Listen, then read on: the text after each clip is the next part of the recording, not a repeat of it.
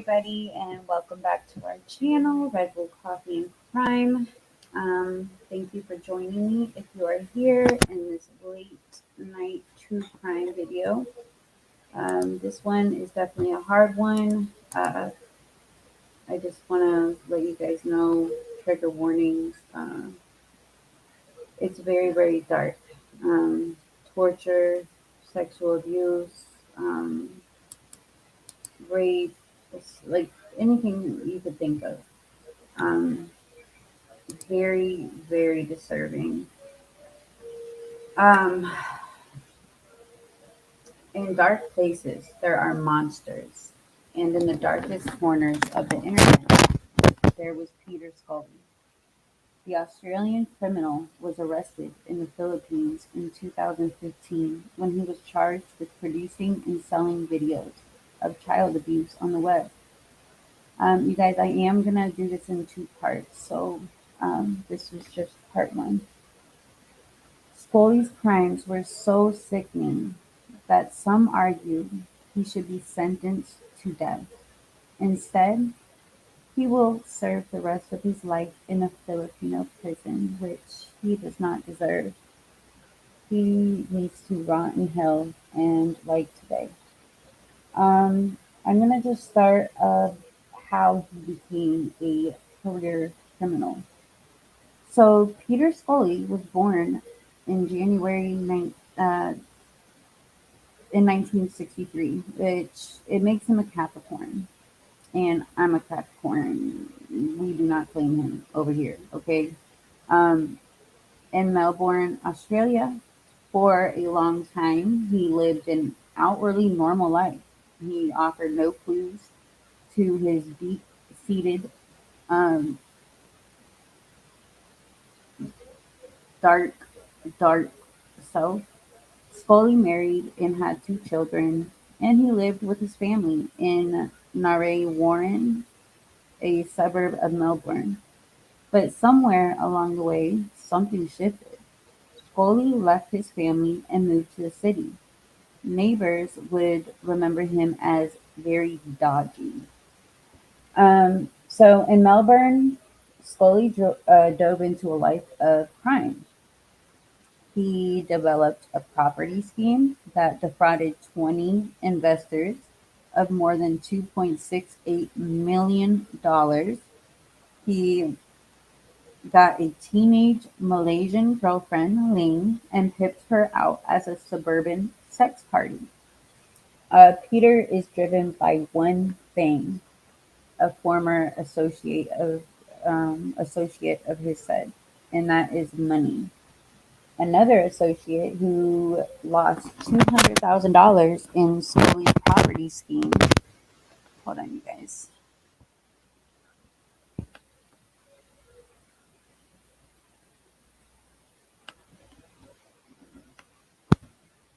Um, Said of his even darker prospects. Does it surprise me? Yes and no. The signs were always there, but it's gone to a dark place.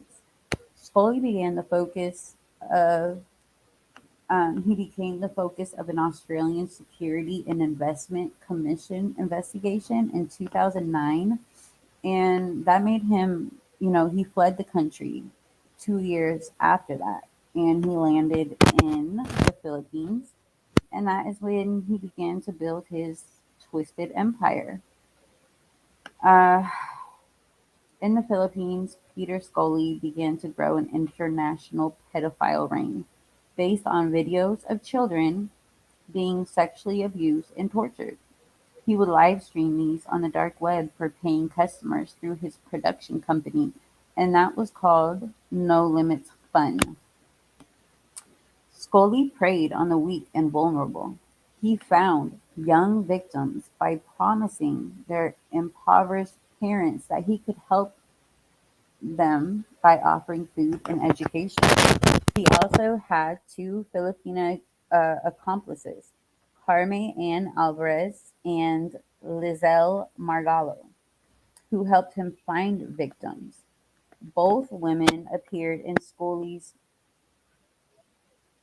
Sorry, guys.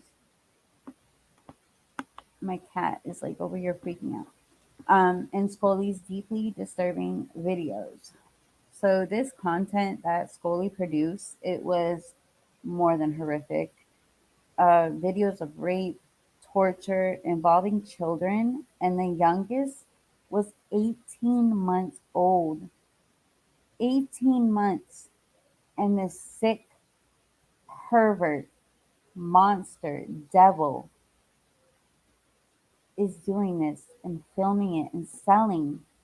These people are just as bad as him. Um, the title in that video, it was called Daisy's Destruction. It was so disturbing that many investigators believed it was just a myth, but it wasn't. Um, in at least one case, Peter reportedly strangled an 11-year-old and buried her body under his house. And perhaps the most disturbing of all was that Scully had many customers that would pay $10,000 per view. $10,000 to watch this fucking freak do this to these children.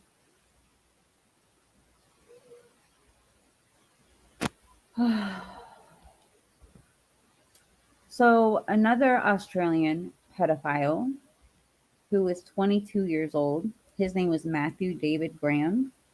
They called him Lux. He was drawn in by Scully's violent videos. And also, Lux operated Hurt to the Core, one of the dark web's most notorious sites. Here, thousands of people shared abuse content, much of it featuring young children. This content is known as hurtcore, a form of pornography that features non-simulated pain and torture.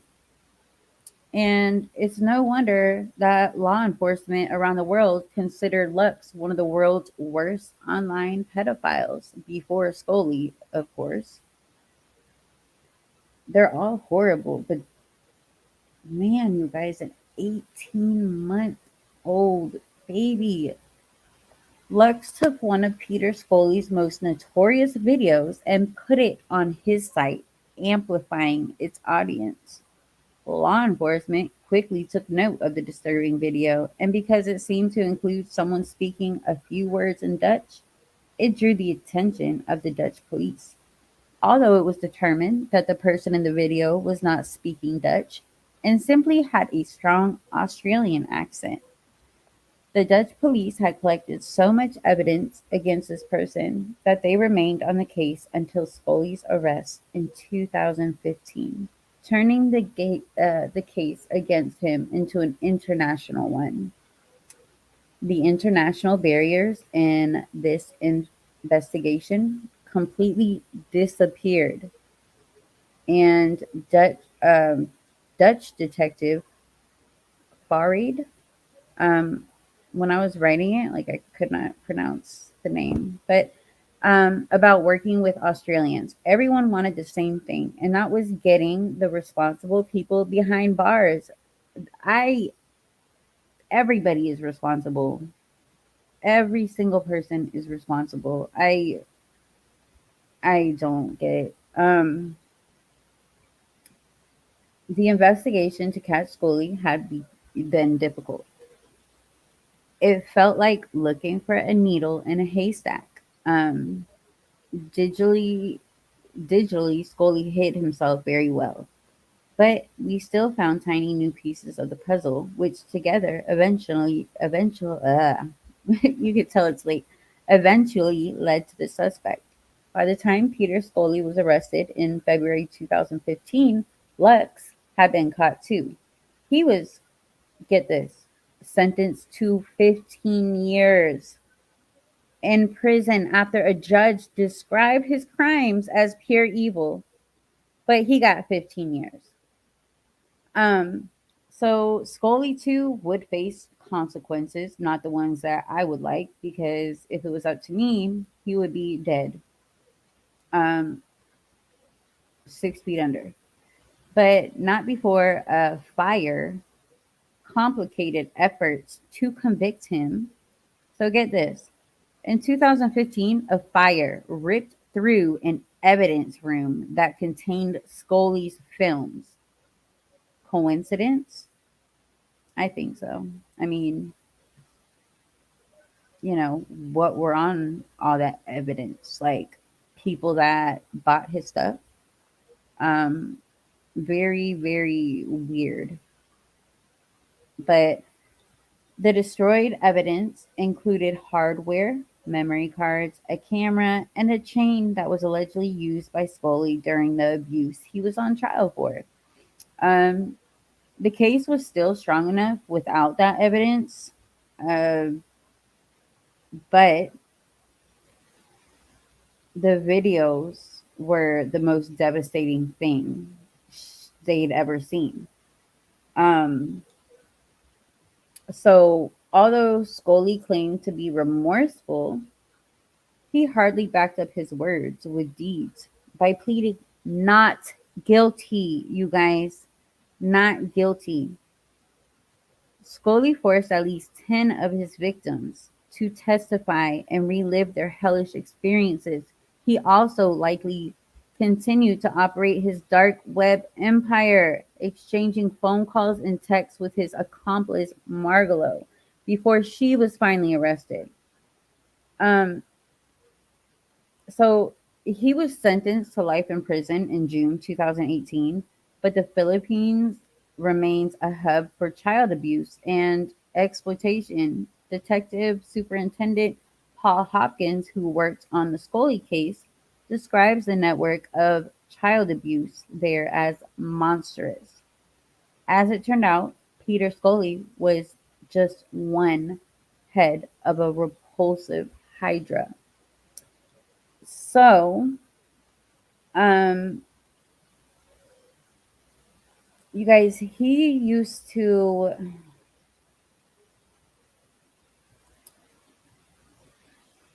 I was gonna go over the victims. I will just leave. Well, okay. He would make his victims dig their own graves just to bury them there. He had over 75 victims, and they were all buried under his basement. Very, very disturbing. I I don't understand how there's people in the world like this. I don't. What makes them think this way? Um, I just, I can't. Um, so I really want to keep going over more stuff, but I was gonna do like the accomplice and a different show.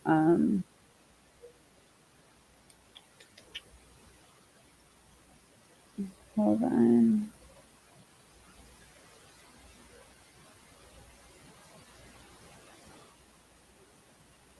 All right, so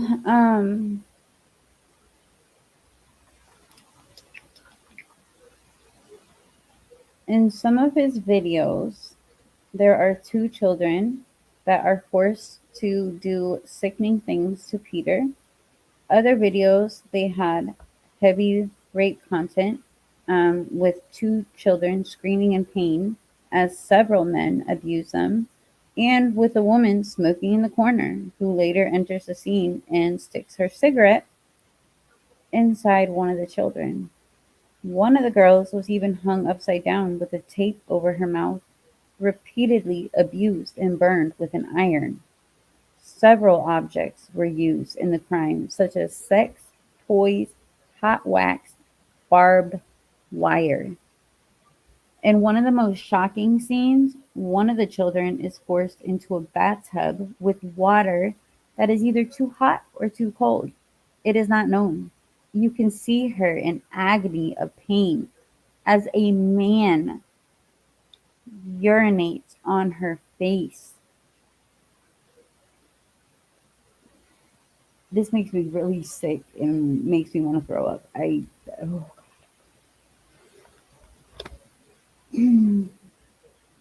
um, at one point, two girls would try to escape for the life that they were leading, but Peter and his two girlfriends managed to prevent the girls from doing so. Um, as a punishment, he forced them, this is where his grave digging comes in. He forced them to dig a grave, and one of the children was filmed being beaten by Lizzle, one of the girlfriends, who was wearing a mask. Nevertheless, a few hours later, the children managed to escape home and their families called the police.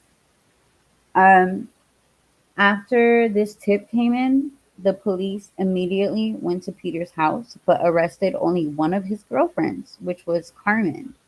When they investigated his computer, it did not take long before they found a lot of pedophile and torture content.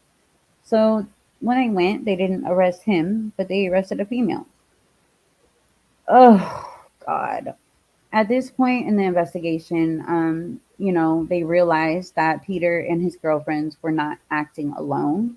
There was the two other men that one of them I told you about, but then there was another one that was actually a Brazilian doctor.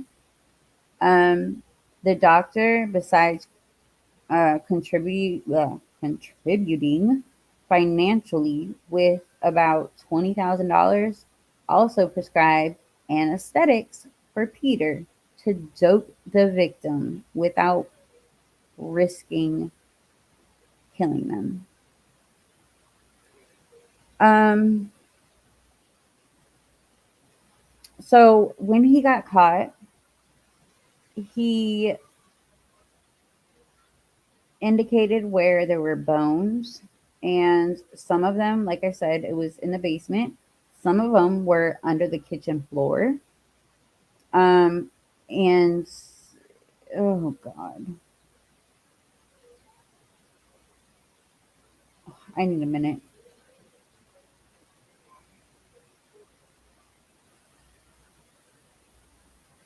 Okay.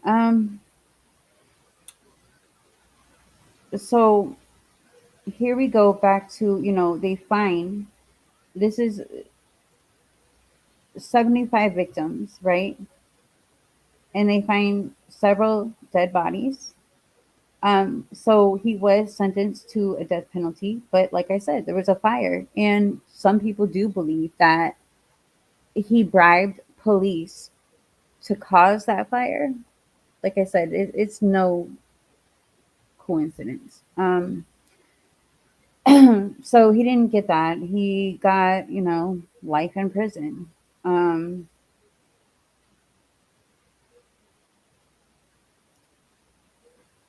I thank God that it is no longer possible to locate the video Daisy Destruction. Um, it is rumored that only two people have been given access to the full videos, but I'm not really sure. Uh, it's disgusting. A doctor was involved in this. A doctor. It could be anybody. You just never know who these monsters are.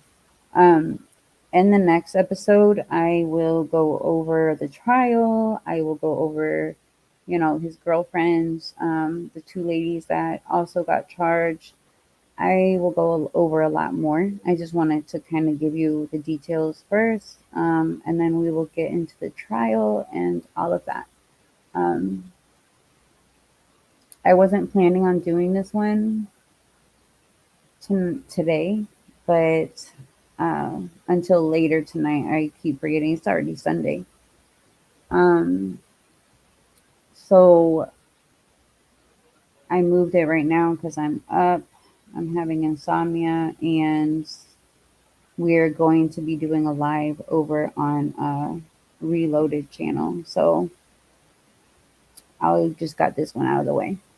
Um, in the part two, I will definitely have pictures, and it's going to be a lot, you guys. I'm going to have the trial, all the stuff. I have it all put together, and ugh, this story is really sickening, disgusting. How we live, and just think there's still people like this everywhere. The dark web is very real and disgusting. These people are disgusting. What makes somebody say, I am going to wake up and rape a child today and film it and sell it and torture and I don't understand. I never will. If you guys aren't subscribed, please consider subscribing and hitting the thumbs up. It helps, bring awareness to these cases. And if you guys have not subscribed to our team, Arctic Fox True Crime Checking Convictions, please do that as well. I appreciate each and every one of you for your support. Um, we have a lot more coming, you guys. So thank you guys. I know I've been sick for the past week. I'm still not feeling that great, but it's a little better. Um, Yeah. And if you see something, say something. Nothing is too little, nothing is too small. Um, yeah. And I hope everybody has a great Sunday. I hope that you guys get to relax and spend time with family. And I will see you later.